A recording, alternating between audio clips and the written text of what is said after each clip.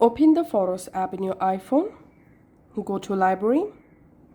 Now, select one or multiple photos you want to hide. Once you select it, tap this three dot. Here, tap on Hide.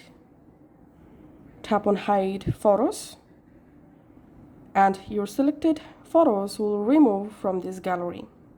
Now, to find your hidden photos, go to Collections, scroll down, and under Utilities, here you will find Hidden Album. Open the Hidden Album, and here you'll find all of your hidden photos and videos.